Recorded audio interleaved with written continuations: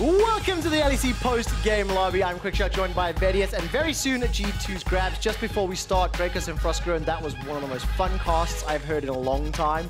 They really celebrated the craziness of the game, and I thought it was very true. Like, SK got G2'd, right? Yeah, I mean, hey, happens to the best, happens to the worst, happens sometimes in international finals, right? Like, they summed it up nicely, and sometimes it's just one of those things you just have to accept. There was one particular dive top where Genax was going in for the kill on Wonder, I think it was, and Dracos was just losing his mind. Like, yes, one back for SK. I think they were down like 10k gold, down like 11 kills. I mean, you gotta stay neutral, you know?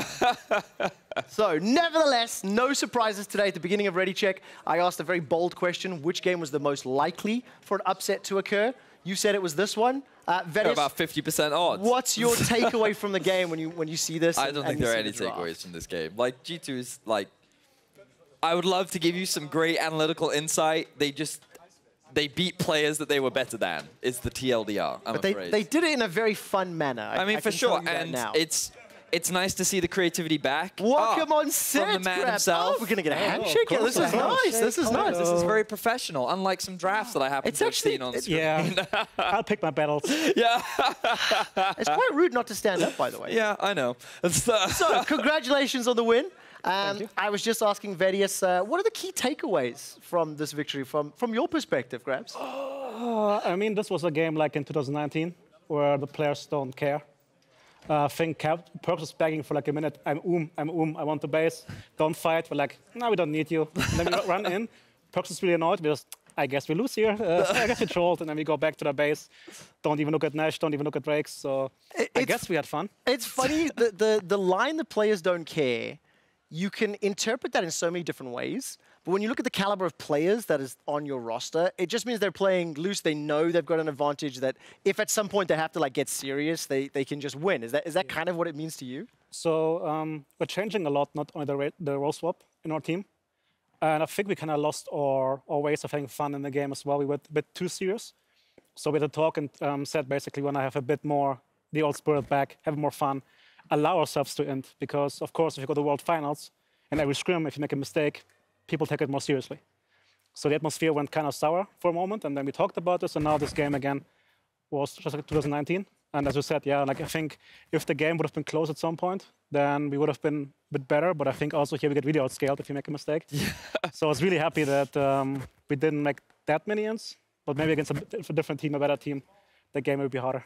Interesting. I actually want to dive a little bit deeper on the role swap, and something you mentioned was the dynamic of the team, the nature. Earlier on Twitter, I asked some fans to suggest some questions, and this was one of them. Give me a little bit more insight into how you've had to like change the dynamics. The second role swap in a year, obviously. You started going 6-0, and now there's some struggles recently. So, you know, how have you started to address that, and are you getting back to 2019 ways? I think the whole struggle discussion is very funny because, first of all, motivation is a very strange thing. And this change gave us a chance to actually have something to work towards in the spring split. Because I think every big team, if you don't make changes, comes back from Brawls. And it's hard to motivate yourself to go from a best of 5 against SKT, down 1, and FPX to best of 1 against some European teams. No offense, of course, right? But it's just hard. So we kind of thought we would struggle in the beginning. And we kind of got unlucky to be 6-0, because then suddenly it was, oh, G2 is still good, and they're going to win every game. We're like, we don't really want to. Everybody's asking about how we struggle, and we're not as good, and we're at home playing Magic the Gathering, and just enjoying the life, basically. But yeah, ultimately, it's just about the communication as well, because Perks talks differently than Caps does. It has some advantages, some disadvantages. Of course, Caps has to learn the new matchups. Also, we are implementing new systems, so we have a lot going on at the same time. So I think after having the talk, we dialed back a bit and take smaller steps again, because it can be overwhelming. Again, Perks, Caps learning their role again, or new systems, new communication style. We tried to be a bit more serious, but that backfired now. So I think overall I'm really happy. If you would have asked me for the split, at this point, if we're like, what are we now, 8-3? Yes, correct. I would have said like, awesome, I take that. I would be really happy, so. Yeah. I mean, it pretty much corroborates what you were saying at the beginning of the day in terms of the things they've got to deal with. And the 6-0. I mean, so, I mean, I can't take all the credit because Grabbz and I have a pretty good relationship, and I reached out to him and I said, all right, so does your team just suck now? And he replied to me being like, yeah. So it's funny because if you speak to the players too and you ask them the same question, they go, yeah, I don't know if we'll beat SK today, to be honest. Like, they're obviously all having fun, but... That explains your prediction yeah. now. All of a sudden, I told you, right? But it was Grabbz that pointed out to me, like, honestly, I was surprised we went 6-0, but no one else was. And I was like, that's a very interesting perspective, because to a lot of us, we all sat there and thought like, oh yeah, I mean, Perks might have a rough first week, but then he'll be back to his old form. And I mean, I've pointed out mistakes in Perks' play. There's mistakes that exist for G2. And it's great to hear from Grabbz that this gives them something to keep them motivated, because I remember us having a chat afterwards where it's like, I don't know what we're going to do in spring, because, you know, how do you go from playing on the World Finals against the best teams to then just going back to normal regular season best of all? When you look at how much success this roster and these players have, your goal is the trophy, right? So it's understandable and something that you need to acknowledge is that you focus on the playoffs and get to playoffs first and then do what you got to do. It's also really hard to remind yourself that, sure, we want to win Worlds, but first we have to beat SK. We have to beat 30 first. We have to beat those teams first. Like last year, we talked about winning Split, winning MSI step by step, but now we're entering the season saying, can we win Worlds? Yeah. So it's really, really hard to like talk about the next opponent, not forgetting that we have to first do our homework, and then we can talk about winning MSI and Worlds again. I'm going to ask you a little about the homework that you have to do, because the big talking points that we've had on broadcast is the race for first in LEC. Fnatic G2 Origin, now all tied at 8-3, with Misfits losing that game, and you can see now in the battle for fourth with Mad Lions and Rogue.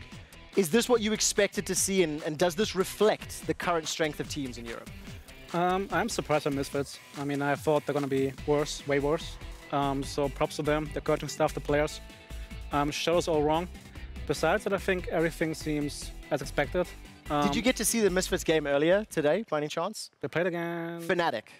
A bit, just a bit. I'm going to get Vedius to give a brief summary of how the game went, because we do have some footage. So they drafted Vigar Rek'Sai, and they found First Blood at level 3, and then they got another kill at level 4, and then they got another kill at level 5. I guess Nemesis is so good that he knows he doesn't die here. Yeah. It goes differently then. It was actually a massacre. Like, this whole level 1 play pretty much decided the game, because then Whipple gets red buff. I mean, this could easily be a 2-0 for Misfits, and then the game is different, right? Yes, exactly. But yeah, I guess it worked out. Grabbz, can you give me a little bit more insight? Misfits go 7-0. They, finish the first half of the split, tied for first. Now in these follow-up matches, this is where you really start to understand like how good they are as a team, how strong they are. But like, what's your perspective on that? Because going 7-0, you do have to be at a certain quality bar. You can't just get lucky that many times. No, they're good for sure, and I think they also realize they're not that good. So they're still behind us, Fnatic and Origin. They know that from talking to some of their guys, and it's good because they just take the positive wins and the feelings, but they know they have to work hard, keep improving if they want to have a shot and actually winning a best of 5 against those 3 teams. Also, like when we lost against them, I think a team should not be as close like we did to win if your AD carry goes 0-9.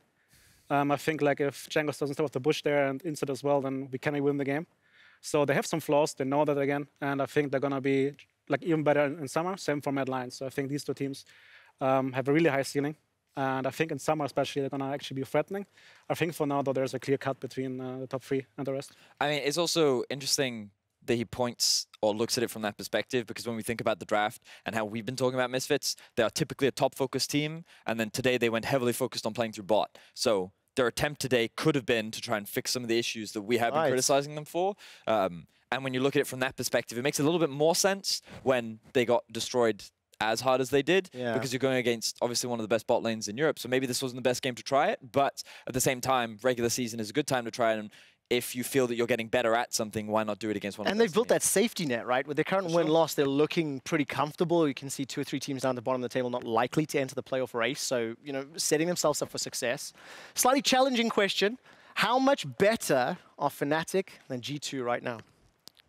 They're better than us right now. I'm asking you. I think if they get kills in the first 5 minutes, then they win. Okay. If not, I think we should still be a better team. Looking at them, I don't think they changed from last year, their mid-game. I think we have a good grasp on what they want to do. And that's just how natural our matchups went, right? If we inted, or I mean, we don't int it because they play well, right? They set up the ganks correctly, we don't beat them, we die. They're really good at snowballing. Like, I think by far the best team in the league in snowballing. If they get the lead, they just punish you. But I think if they don't, then even if they're better scaling comp, I think they're very telegraphed in what they want to do. I mean, the whole discussion on the Vega pick they wanted to do, like, we all team fight you front to back. Then we just don't front to back team fight, and then the game should be easier, right? And they can still improve, but I don't think they're better than us. That's super interesting, actually, because we've made comparisons to how right now they feel very similar to, they felt more similar to 2019 G2 than G2 did, in the sense that they are drafting what the players want rather than what feels like they should be playing, and they're playing a much looser style, and it feels like that they're not playing a singular style, they're a lot more open to playing through different lanes. So I mean, to me, it feels like that they're way more diverse, not only in their draft, but also in their approach to the game compared to what they were last year. And I've gotten a lot more G2 vibes from them. And until this game from G2, I would have said they were more like 2019 G2 than you were. So it's very interesting to hear this perspective. Yeah, I mean, don't get me wrong, they're really strong. For sure. I mean, I think also there's a gap between us two and Origin. About how do I say that correctly? I think last year, especially the summer finals and the semifinals before that, we played really bad. I agree. Like really, really bad, and that's why it was close. I think it's also really hard to judge on best of ones. And again, they can prove me wrong. I think it doesn't matter if they will beat us next week because it's best of one. It has to come to a best of five. I think their change of style is good for them, and they're only getting better. So I mean, they're gonna be the most challenging team for sure. I'm just saying that I don't see why they should be better than us right now. That's all I'm saying. I can tell you right now that I am going to judge you next week in that game to decide the answer. Just setting it up clear. I mean, then I will just play like draft Pyke mid and say, sorry guys, Pyke mid. Okay. So you just said you're going to draft Pyke mid, right? Did you happen to see what Mickey and Perks said about your drafting before the game? I mean, I'm hearing this for 2 years. So. Okay. So we actually have a video that I just want to play again, and I want you to listen to Mickey interviewing Perks about what Grabbz drafts sound and look like. Production may not just be ready for this, so give it a second and throw this up when you can. Hey guys, Mickey here, and I'm here with G2's Perks, and I have one question for him. Why is Grabbz's draft so bad? Well, I think it's just one of his talents. You know, every man has some hidden talents, and I think Grabbz just found his talent in making the worst drafts possible. I feel like he has a specific fetish to ruin the draft when it could be already good enough, but he just has to like ruin it. So I think that's just one of Grabbz's perks of why he is the G2's coach, and nothing more to it. Yeah. Thank you very much, and good luck with his drafts. I absolutely love this. First of all, Mickey, great interview. Technique is flawless. Now, there's no players here, right? You have the microphone. Everyone's watching you. Normally, the power's the other way around. So what would you like to say to set the record straight? I mean, I don't think they appreciate the training weights I give them on stage. And I think we only get better by playing through bad drafts. And I think the power-up, I mean, I tried to do it for the finals, but then Pyke mid came, so I didn't do it there. But maybe this year, and then actually do have good drafts, and then we can't lose. But yeah, I think one day they will look back and realize actually it helped them a lot. I think what you could also say is that the finals is a representation of what happens when you give them their own identity and what they want, you know? Okay.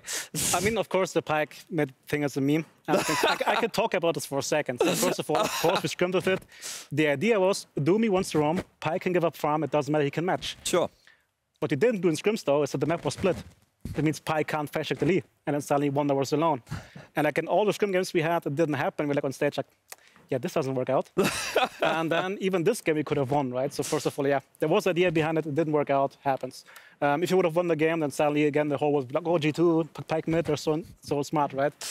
I actually love it because that's what you said to Medic as well. Like Medic was asking about the draft. You're like, well, if it wins, I'm a god. If it loses, I'm not. Like whatever, you know, just have fun.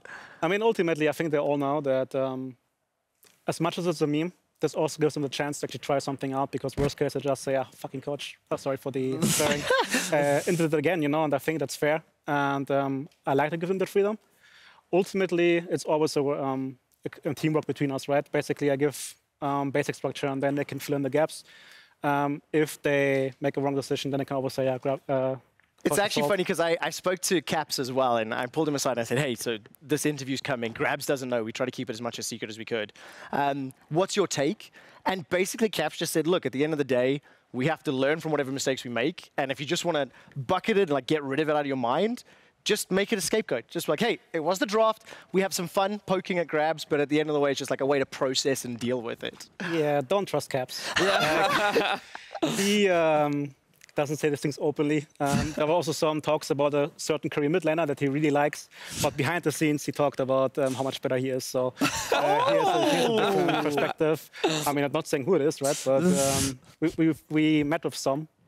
Okay, so I will say that what G2 do with the drafts that they're given is impressive. And it's important to acknowledge that. And I think that it also reinforces, like, Grabbz jokes about it, but the training weights joke is in many ways serious because you also then get to see where G2 fail. Because, for example, with the comp you had in week 4, where you had to dive, otherwise you'd get outscaled, you messed up your dives, and then the game... Schalke. Yeah, it was against Schalke, right? You then kept that game still relatively close when you should have been outscaled and you should have lost, right? And it's a situation where you have to appreciate what they can do with a bad draft, but that doesn't obviously excuse the fact that sometimes they have training weights on. It's funny because when I look at the team, there's a chemistry, there's a bond, there's something that you can't quite put your finger on that seems to enable this, you know, like the mentality, the approach, the jokes, the just sheer skill and ability. Like you said, what they can do with a bad draft, but then what they can do with a good draft is just on a whole other level. Oh, let's not now think that today was a good draft. Okay. Can we talk about this definition of a good or bad draft? Because what is scaling, what is team fighting is so diverse. Like when I hear certain analysts talk about themes or colors, I mean, this is very obvious what I'm talking about, right? Yeah. It's not a flame because he has his own view in the game, and in his view, he's right. Sure. But the game is very more complex. So for what I said, Fnatic, you look at GP, look at Vega, like, oh, team fighting will be hard because we can't walk into them. But when we don't walk into them, we fight differently. GP, but... like, for example, I just think... Go. Because let's say a team fight, right? As Fnatic, we are outscaling in team fights. You can say that. But also, for example, GP supposedly wins really hard against Aatrox. So, but Aatrox can still push side lane. That means he should be able to find a flank. That means the D carry can't play the game. If we walk into them as 5, of course they're going to win. But then, I don't know, just so black and white. And I'm not defending all my drafts, right? Of course, they're like, for example, against Mad Lions, after we gave LeBlanc 3 kills, we couldn't win the game anymore because we were outscaled on sides because we couldn't deal with her. Right. Also, in team fights, had more utility. So there was no way to outmaneuver them. But, like, for example, you can play a team comp with 4 team fighters and 1 split pusher who can also team fight by flanking.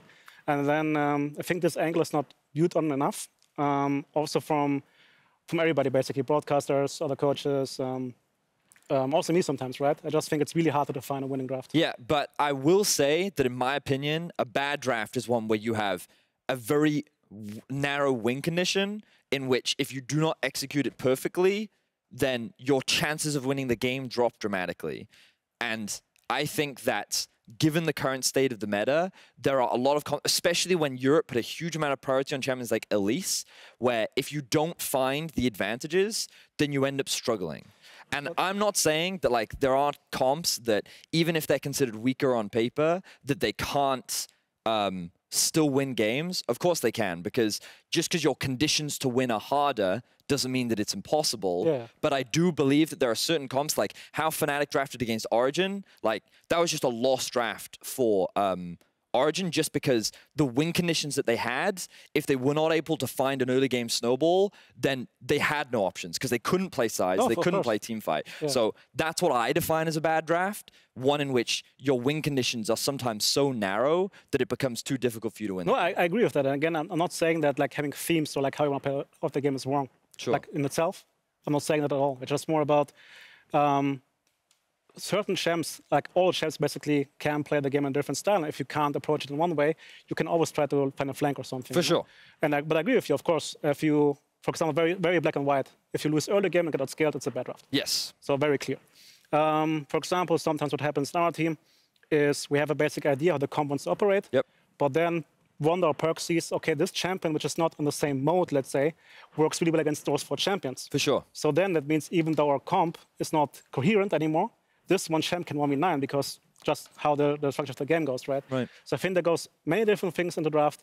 And of course, also comes player preference, comes champion pools, comes also just how you see the ability, game. but also ability to do it, right? Like the decision making that you see from G2 and creating opportunities and creating win conditions where there shouldn't be is also something that changes the dynamic of the conversation. And at its core, if people are not aligned on what the definition of good draft means, everybody's judging it on different metrics, right? So you have to clarify that. You're right, yeah. I have good news and bad news. The good news is we have another place where this conversation can happen, and I'm going to get Dracos to pitch you to join us on Euphoria and have this conversation because I really want to hear more. I'm very excited. Thank you so much for joining us and having some fun talking about the context. It's nice hearing players not flame you on broadcast for a change when they're live. Do you know what I mean? Anyways, look, tomorrow we turn for more action with our match of the week. It is Rogue versus Origin coming up in Game 4. Quickly for Grabbz, who's going to win that game and why? Which one? Rogue versus Origin. Oh my god. If Finn doesn't run it down, I think Rogue can win. Origin probably going to go for hard scaling again. So I think Origin, because Finn is such a volatile player this season. Like either he performs really well or bad. So I think it's like 65-35 to Origin. VODs, care to chime in? Yeah, no, I think that's a fair assessment. I've never really looked at Finn that way. I didn't think he was as volatile, but I'm also comparing him to the likes of like a Mickey and a Humanoid, who are really volatile. The scale. So, yeah, the scale varies, is different. yeah. But no, I think he makes a fair assessment. I would just also say that both of them are quite textbook in how they approach the game, and I just think that Origin have a slightly larger textbook than Rogue do. So. It'll be interesting to see whatever changes will happen from 10.4 today, from today to tomorrow. Anyways, Grabbz, thank you so much. I wish we did have more time. Thank you so much, Grabbz. That is it from us here in Berlin. There's more League of Legends coming up as LCS Academy Rush kicks off at 2 a.m. Here in the LEC, the race for first continues tomorrow. Until then, have a great night. I'm going to stand up and shake your hand. Thank you, mate.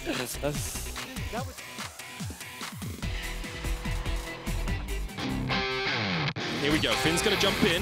Here comes the stretching strike, he jumps, Kadra already forward. Finn gets first blood though, Kadra there too late. TV's behind, here we go! Kled coming in as well, they're looking for the flank, Dawning Shadow coming out, but here comes Finn, chases Torbe down, kind of teleport used by XL. Torbe not able to survive, and now Patrick's on the menu, he's down. Steelback needs to be in position to put up the Unbreakable, the round going Kaiser stunned up, Unimo's going to take the kill, Akazi jumps in, and Rome jumping forward as well, they've got Capital. That's the kill they wanted, Vitality, scattered, shredded, Comp can't survive, shut down to man. Look at the jump in from Skeens, it's way too early. Humanoid, he's 1v3. He's 1v3, Steelback's going to fall as well. B-Boy's going to die as well, the Grand Starfall did come out, actually for Vivid, chasing off towards the side. The chase is Void Rush, 2 kills already for Fnatic as Reckless tanks up the tower. But Vivid trying to do what he can, but Reckless will survive. That's Rek'Sai was flying a little bit. Now look at this, Nemesis is teleported up into the top lane. He has home guard boots too, so he's going to try to run them down, slow them, and then kill them in their base. Danik tries to jump on Reckless, but can't get on him. B-Boy stunned up, locked up. Nemesis with the black TP. Dream's going to go in, but now Bari is behind as well. If they split it all here, they will get taken down. Abadagi in the front line now. Upset gets free access, he's going to get the reset, he's going to be able to bounce through, and now is the time for OG. 1-2 for Origin. It might not be clean, it might not be calculated, but it's a win, and in the LEC, we take those. He's still on the chase. Still on the chase, that's the hyper. Third proc's gonna come in, Wonder's gonna start to run him down, nowhere for Crown Shot to go goodbye. He Goomba stomps him. This is the last stand for SK, the wall will split them. Gen X dies. Everyone dies except for Trick and Crown Shot. And that's gonna be the end of the game.